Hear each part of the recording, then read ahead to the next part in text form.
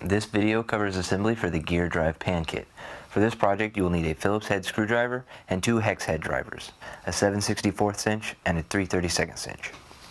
For the first step we'll need the aluminum hub gear, the clamping hub mount, and the hub adapter. Start out by placing the hub gear on top of the clamping mount so that the holes line up with the tapped holes on the clamping mount. After that you'll line up the non-tapped holes on the hub adapter on top of that, and then fasten that in place using the 1/2 inch screws. There are only 4 1/2 inch screws in this kit, so by doing this first we'll kind of get a little bit of the confusion out of the way right at the beginning with having to decide which screws you're using. Also, while you're putting this part together, do not tighten these screws all the way. Just kind of get them just so that it kind of holds everything in place. Otherwise, when we go to add this on to the final project, it's not really going to fit onto your tube there and you're going to have a lot of issues. So just leave these screws so that they're loose and have a little bit of a jiggle to them. Otherwise, you'll have some problems later on. Alright, once we have that together, we're going to put that off to the side. And for that, we need the 3 3/4 inch pieces of channel, the clamping motor mount, and 2 of your 5/16 inch screws. The motor mount's going to go into one of the 2 sides.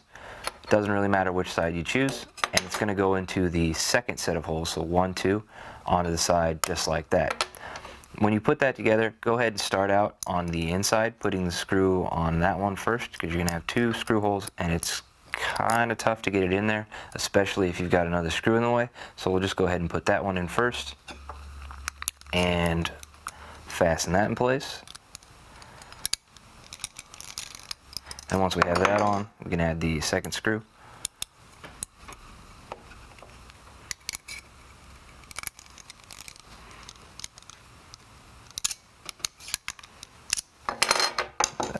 Alright, so for the next step we'll need the 2 bearing blocks and 8 more of the 5/16 inch screws. And we're going to attach those bearing blocks to the channel so that they look kind of like this here. If I can get it to stay. So the top one will have the bearings so that it faces up, and the bottom one will have the bearings so that it faces down. You'll attach these in the top holes on the top one, and then the 4th set of holes, which are 2 sets away from the ones that you used for the motor mount. So I'll start out with this bottom one.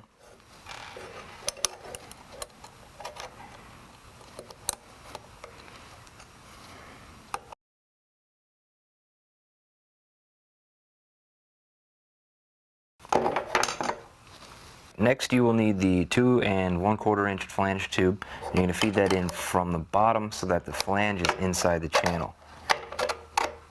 Once you get it through the first one, it's going to be kind of tough to press it into the second one. So just kind of line that up and then go ahead and press that in. And if your ball bearing comes out the top, it's not a problem. Just hold it together on the bottom and push it back in. Kind of feed that together so that it's nice and tight.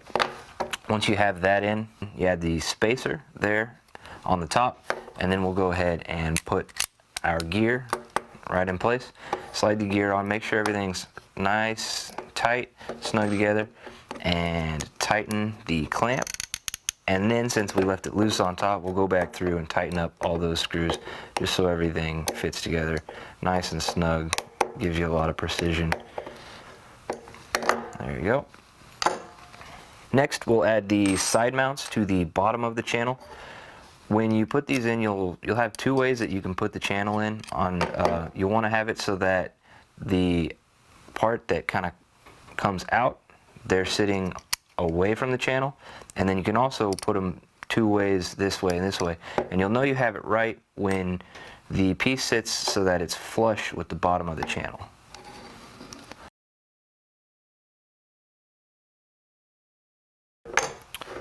Just like that. Alright, we're going to put that out of the way for now and grab the round base and the screw plate, and we're going to combine those together. This base will have parts that are indented for your flathead screws. We'll want to put in the screw plate on the opposite side there and line up the tapped holes with those indentions. That way when we put in our flathead screws, which use the Phillips head screwdriver, it sits flush with the bottom of the plate there. So we'll use 4 screws to hold that in place.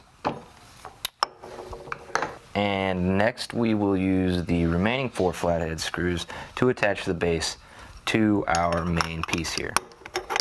And again, you'll line up the holes that have the indentation there with your tapped holes that you're attaching to. That way it'll sit flush with the bottom of the plate. Lastly, you'll add your motor to the kit. Now this kit does not come with a motor, so you have to order your own, which that allows you to choose your own motor for your own kind of speed depending on what you're doing. That way you don't get a kit that has a motor that's too fast or too slow for the application you're using it for.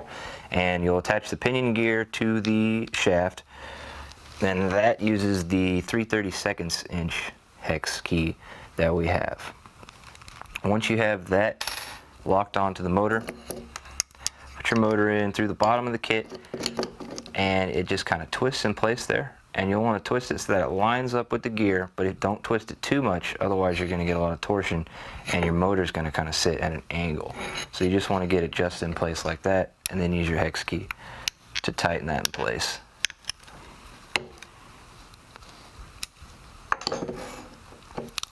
And that's how you put together the gear drive pan kit. If you have any questions about this product, feel free to contact us at tech@servocity.com. Don't forget to hit the like button and subscribe for more videos. Thank you for watching.